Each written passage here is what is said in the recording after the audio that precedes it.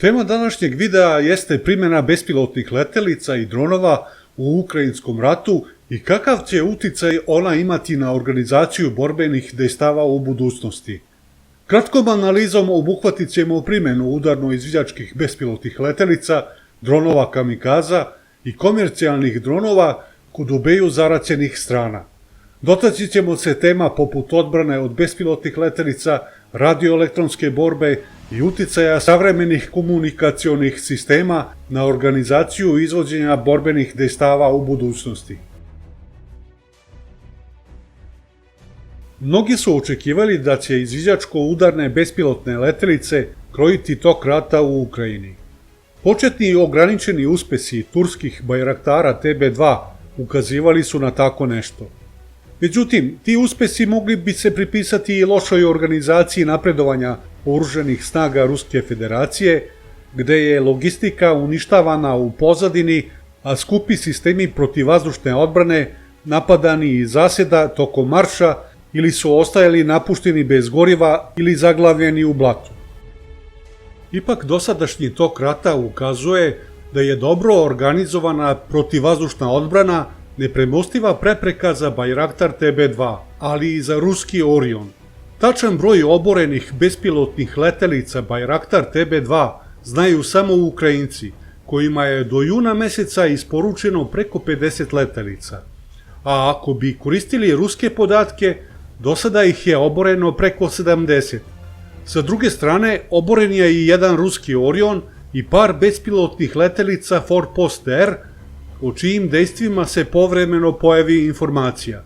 Svoju epizodnu ulogu imao je i iranski Mohadžer 6, koji je iz nepoznatih razloga završio u more i gotovo neoštećen pao u ruke oružanim snagama Ukrajine. Srazmjerno broju uništenih udarnih bespilotnih letelica tipa Bajraktar, efekat koji su ostvarile tokom rata u Ukrajini je gotovo zanemarljiv. Pokazalo se da manje udarne bespilotne letelice tipa Forpost R imaju veće šanse za preživljavanje, međutim one su ograničene po pitanju korisne nosivosti. Na osnovu iskustava iz rata u Ukrajini vidimo tendenciju da se turske udarne bespilotne letelice naoružavaju širokom lepezom navođenih raketa dometa 100 i više kilometara, kako bi se izbegao ulazak u zonu odbrane sistema protivvazdušne odbrane potencijalnog protivnika. Do današnjih dana bespilotne letelice Bajraktar TB2 i Orion uspešno izvode zadatke izviđanja zahvata linije fronta sa bezbedne udaljenosti. Međutim, upotreba moderne dalekometne artiljerije i navođenih projektila i raketa većeg dometa zahteva neprekidno izviđanje dubine borbenog rasporeda protivnika. Za te poslove najbolje su se pokazale manje jeftine bespilotne letelice koje nemaju potrebu korišćenja poletno-sletnih staza i sa čijim čestim gubitkom se unapred računalo. Sa ruske strane korišćen je Orlan 10, kojih je do početka rata proizvedeno oko 1000, a do sada preko 1500. Prema ukrajinskoj strani tokom dosadašnjih borbenih dejstava oboreno ih je oko 580.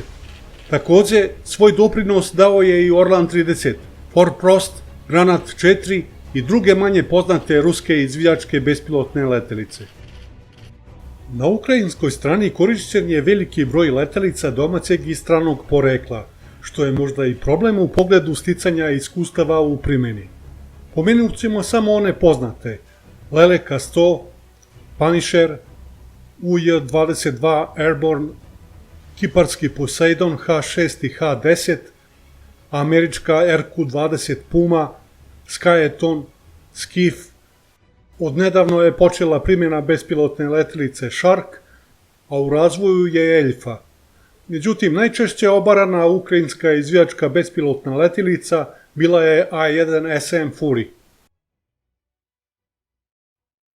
U nedostatku formacijskih, primjena komercijalnih dronova kod obeju strana u sukobu imala je važnu ulogu u dosadašnjem delu rata.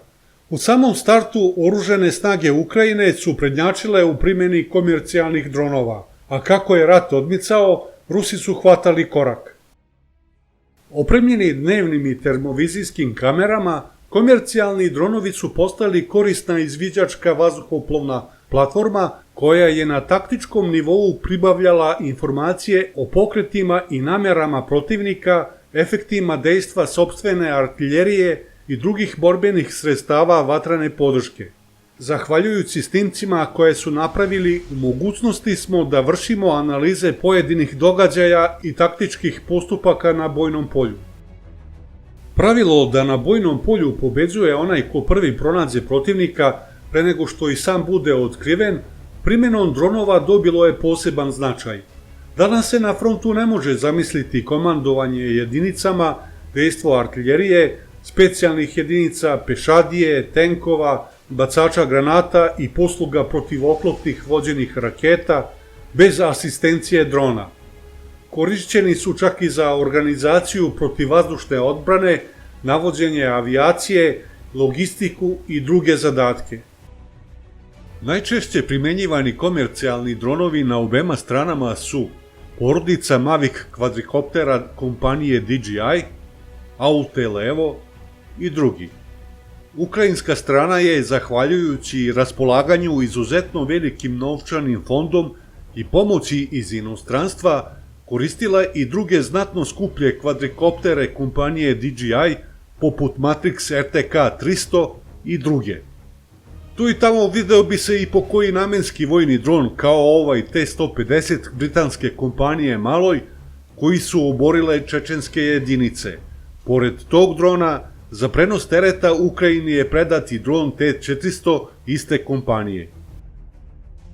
U kasnijoj fazi rata, komercijalni dronovi su se jeftinim drop sistemima i primjenom adaptiranih ubojnih sredstava pretvarali u efikasne udarne dronove. Nakon početnih uspeha, pojavili su se komercijalni dronovi veće korisne nosivosti sa složenijim mehanizmima za nošenje različitog naoružanja. Naoružani komercijalni dronovi su nanosili i dan danas nanose ogromne gubitke u ljudstvu i tehnici na obema stranama, ali je njihova primjena u početku bila stvar snalažljivosti pojedinaca. Što se tiče adaptiranih ubojnih sredstava, odnosno bombi, za njihovu izradu korišćene su ručne bombe, ručne kumulativne bombe RKG-3, rakete ručnih bacača RPG-7, granate 30 i 40 mm ručnih bacača granata, kasetna municija artiljerijskih raketnih sistema, minobacačke mine 82 mm, a postoje i primjere izrade potpuno novih bombi štampanih 3D printerom. Veliki nedostatak na obema stranama predstavlja činjenica da su adaptacije radili pojedinci u privatnoj režiji, u neposrednoj blizini bojnog polja, a do izrade ovog videa gotovo da nije bilo primjera fabrički izrađenih bombi za dronove. Brzo se shvatilo da je za pravilnu upotrebu skupih dronova u tehničkom i taktičkom smislu te bezbednu primjenu adaptiranih bombi potrebno imati mesto gde bi se operatori dronova osposobljavali. S tim u vezi, tokom avgusta meseca 2022. godine formirani su centri za obuku operatera na obema stranama. Centri za obuku doprineli su da se razmena iskustava operatera sa fronta vrši na jednom mestu, što je opet vodilo ka definisanju prepoznatljive taktike upotrebe bespilotnih letelica, a potom da se ista konstantno unapređuje. Što se tiče dronova kamikaza, zbog svojih malih dimenzija, lakše su prolazili kroz zonu branjenu sistemima protivvazdušne odbrane. Najčešće su dejstvovali u paru sa izvijačkim bespilotnim letelicama. Kada izvijačka bespilotna letelica otkrije metu, lansira se dron kamikaza koji potom pronalazi i uništava cilj. Rusi su prioritet u dejstvima svojim dronovima kamikazama dali na uništavanju protivničke tehnike, o čemu najbolje govori broj objavljenih video snimaka na društvenim mrežama, gde su se u glavnim ulogama najčešće pojavljivali dronovi kamikaze Lancet 1 i Lancet 3 kompanije Zala, koja posluje u okviru koncerna Kalašnjikov. Posebno tražene mete ovih dronova bila je tehnika zapadnog porekla. Za uništavanje žive sile najčešće je upotrebljavan dron kamikaza Kub, a bilo je snimaka gde se ova letelica koristila i za uništavanje neoklopljene protivničke tehnike.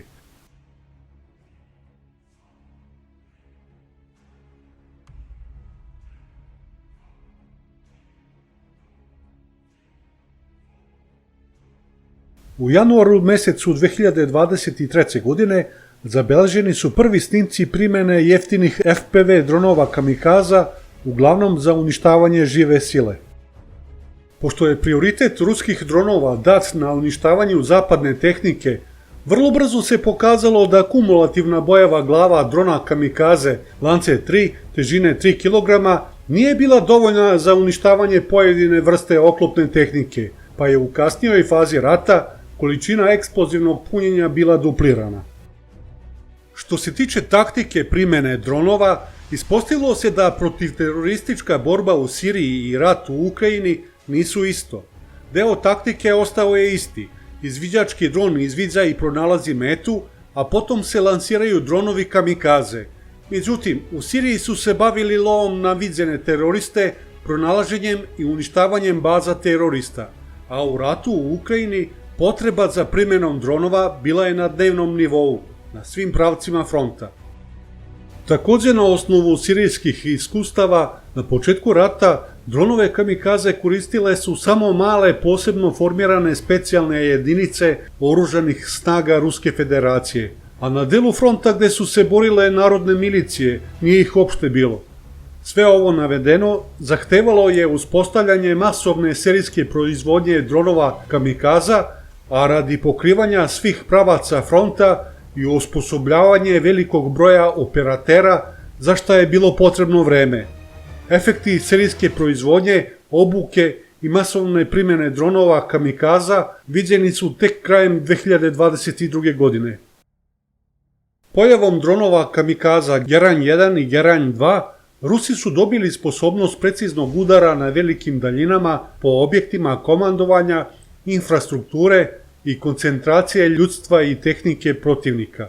Zbog svog oblika, visine na kojoj leti i materijala od kojeg je sačinjen, pravio je veliki problem ukrajinskoj protivvazdušnoj odbrani, koja u prvim napadima nije imala adekvatan odgovor.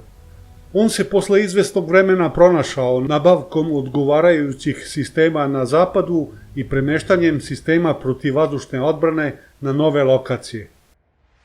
Opet računica je bila na strani Rusa, jer za obaranje drona vrednog manje od $50.000 koristile su se najmanje 2 rakete, svaka vredna više $100.000. Loša osobina drona bila je buka koju je stvarao motor letelice, zbog čega su ovi dronovi nazivani mopedima. Nedavno su se pojavile nove verzije ovih dronova, čiji motor ima znatno tiši rad. Promijenilo se i doba dana kada ovi dronovi napadaju svoje mete.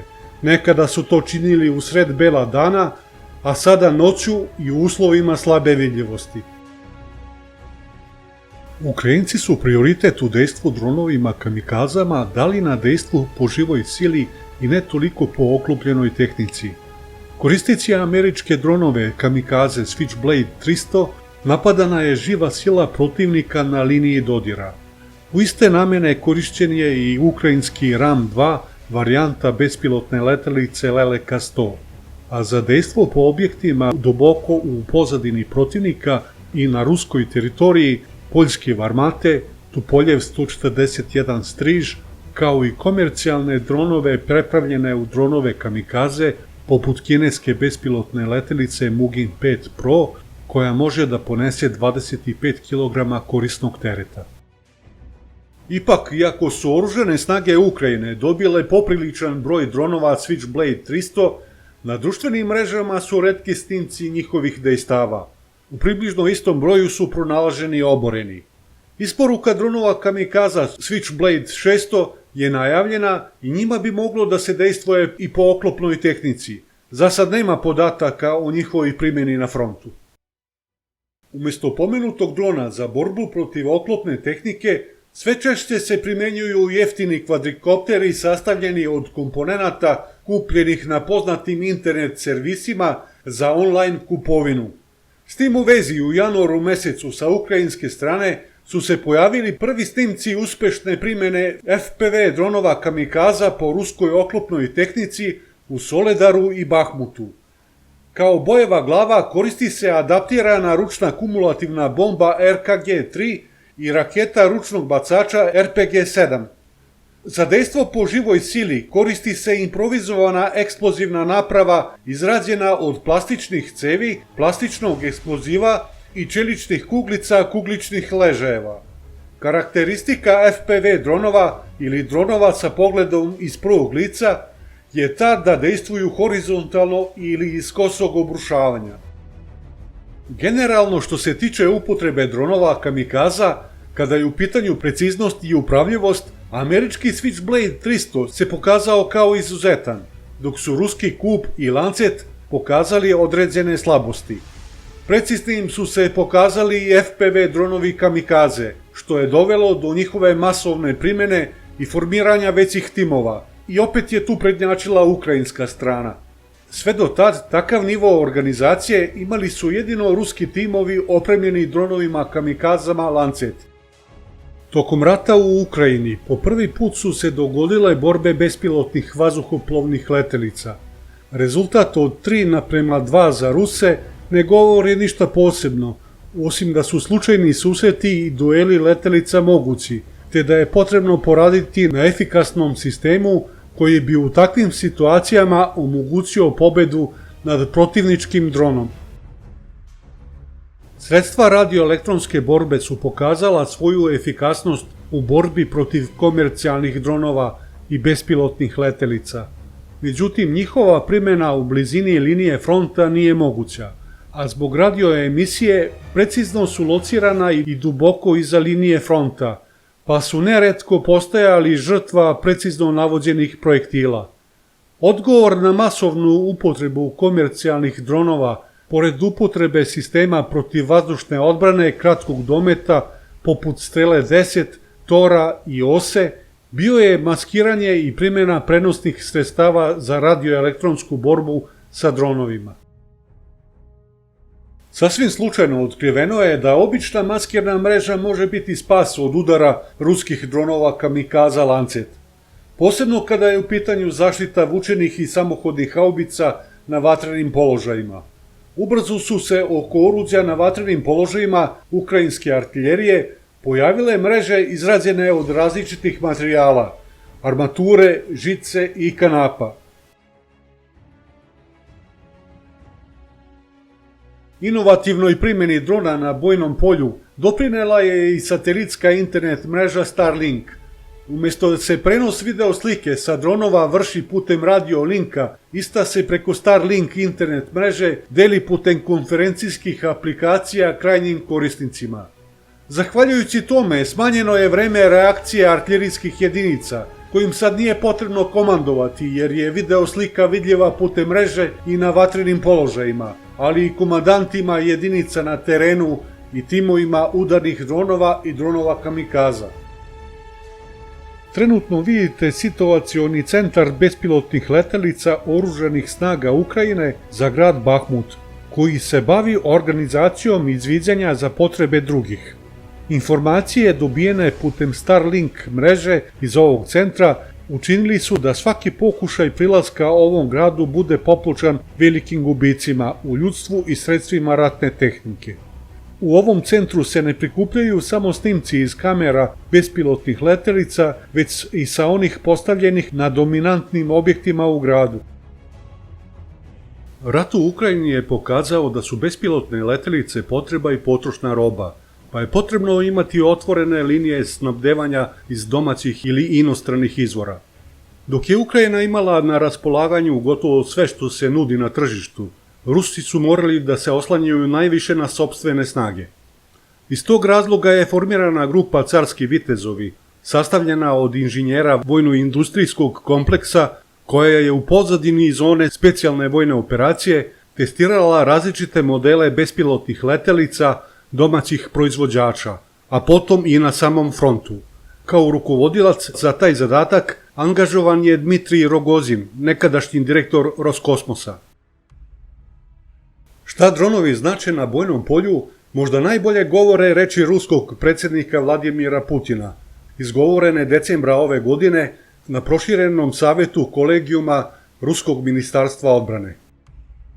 Hitan zadatak za rusku vojsku je razvoj tehnologije za upotrebu borbenih dronova.